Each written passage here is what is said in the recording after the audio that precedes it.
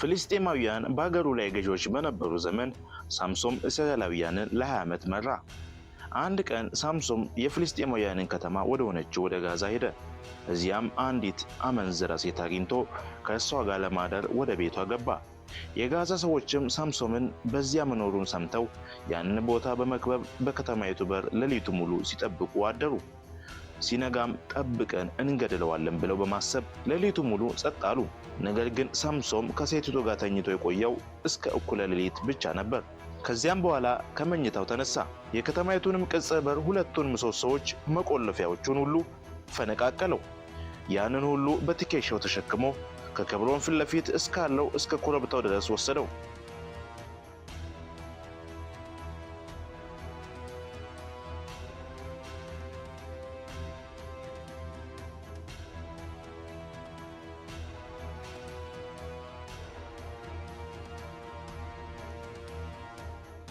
ሳምሶምና ደሊላ። ከዚያም በኋላ ሳምሶም በሶራቅ ሸለቆ የምትኖር ደሊላ ተብላ የምትጠራ አንዲት ሴት ወደደ። 5ቱ የፍልስጤም ነገሥታትም ወደ እሷ ሄደው እንዲህ አሏት፣ ሳምሶምን አግባብተሽ ይህን ሁሉ ብርታት ያገኘው ከምን እንደሆነና እንዴትስ አስረን በቁጥጥራችን ስር በማድረግ ልናሸንፈው እንደምንችል ጠይቂው፣ እያንዳንዳችንም 1100 ጥሬ ብር እንሰጥሻለን አሏት። ስለዚህም ደሊላ ሳምሶምን ይህን ያህል ብርቱ የሚያደርግ ምን እንደሆነ እባክህ ንገረኝ፣ አንድ ሰው አንተን አስሮ ሊያደክም የሚችለው እንዴት ነው አለችው። ሳምሶምም እርጥብ በሆኑ 7 አዳዲስ ጥፍሮች ቢያስሩኝ እንደ ማንኛውም ሰው ደካማ ሆናለሁ አላት። ከዚያም በኋላ የፍልስጤማውያን ነገሥታት እርጥብ የሆኑ 7 አዳዲስ ጥፍሮችን ለደሊላ ይዘውላት መጡ። እርሷም በሱ ሳምሶምን አሰረችው። በሌላ ክፍልም ሆነው የሚጠባበቁ ወንዶች ስለነበሩ ሳምሶም ፍልስጤማውያን መጡብህ ስትል ጮኸች። እሱ ግን ፍትል እሳት ሲነካው እንደሚበጣጠስ ጥፍሮቹን በጣጠሳቸው። ስለዚህም አሁንም ብርታት የሚገኝበትን ምስጢር ገና አልደረሱበትም ነበር። ደሊላም ሳምሶምን እነሆ አታለለኝ፣ እውነቱንም አልነገርኸኝም። አሁንም አንተን እንዴት ማሰር እንደሚቻል እባክህ ንገረኝ አለችው። እርሱም ስራ ባልተሰራበት አዲስ ገመድ ቢያስሩኝ እንደ ማንኛውም ሰው ደካማ እሆናለሁ ሲል መለሰላት። ደሊላም አዲስ ገመድ ወስዳ አሰረችው። በሌላ ክፍል ሆነውም የሚጠባበቁ ወንዶች ስለነበሩ ሳምሶም ፍልስጤማውያን መጡብህ ስትል ጮኸች። እሱ ግን ገመዱን ከክንዱ እንደ ፍትል በጣጠሰው። ደሊላም ሳምሶምን እስካሁን ድረስ አሞኝኸኝ፣ እውነቱንም አልነገረኝም።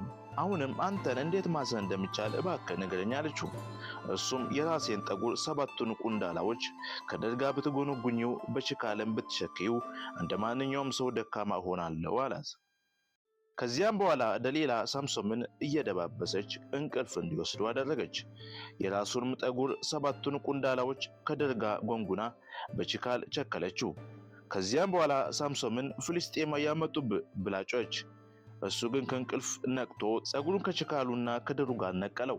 ስለዚህም እሷ ልብ ከኔ ጋር ሳይሆን እንዴት እወድሻለሁ ትለኛለህ? 3 ጊዜ አታለለኸኝ፣ እስካሁንም ይህን ሁሉ ብርታት ያገኘው ከምን እንደሆነ አልነገረኸኝም አለችው። ዕለት ዕለትም እየነዘነዘች በብርቱ ስላስቸገረችውና ስላሰለቸችው በመጨረሻም እውነቱን ነገራት። እንዲህም አላት፣ ከተወለድኩበት ጊዜ ጀምሮ በናዝራዊነት ለእግዚአብሔር የተለየው ስለሆነ ጠጉሬ ተላይቶ አያውቅም። ጠጉሬ ቢላጭ ግን ኃይል የተለይቶ እንደ ማንኛውም ሰው ደካማ እሆናለሁ ሲል ተናገረ። ደሊላ እውነቱን እንደነገራት በተረዳች ጊዜ እውነቱን ስለነገረኝ አንድ ጊዜ ተመልሳችሁ ነው ስትል ወደ ፍልስጤማውያን ነገሥታት መልእክት ላከች።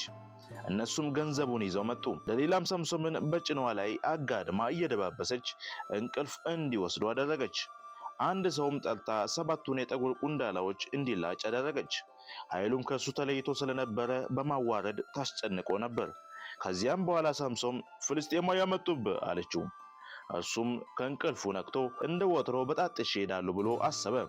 ፍልስጤማውያንም ከማረኩት በኋላ 2ቱን ዓይኖቹን አወጡ። ወደ ጋዛም ወስደው በነሐስ ሰንሰለት በማሰር በታሰረበትም ቤት እህል እንዲፈጭ አደረጉት። በዚያን ጊዜ ውስጥ ጠጉሩ እንደገና ማደግ ጀመረ። የሳምሶም አሟሟት። የደስታ በዓል ለማዘጋጀትና ለአምላካቸው ለዳጎን ታላቅ መስዋዕት ለማቅረብ የፍልስጤማውያን ነገሥታት በአንድነት ተሰበሰቡ። አምላካችን በጠላታችን በሳምሶም ላይ ድልን እንድንቀዳጅ አድርጎናል ሲሉም ዘመሩ። እጅግም ደስ ብሏቸው ስለነበረ በፊታችን እየተጫወተ እንዲያስደስተን ሳምሶንን ጥሩት አሉ። ከእስር ቤት አውጥተው በማምጣት ያስደስታቸው ዘንድ በምሰሶች መካከል አቆሙት። ሕዝቡም ባዩት ጊዜ ምድራችንን ባጠፋውና ከኛም ብዙዎችን በገደለው ጠላታችን ላይ አምላካችን ድልን አቀዳጅቶናል በማለት አምላካቸውን በዝማሬ ያመሰገኑ። ሳምሶንም እጁን ይዞ የሚመራውን ልጅ ሕንፃውን ደግፈው የያዙትን ምሰሶዎች አስጨብጠኝና እነሱን ተደግፌ ልቁም አለው። በሕንፃውም ውስጥ ብዙ ወንዶችና ሴቶች እንዲሁም 5 የፍልስጤማውያን ነገሥታት ነበሩ።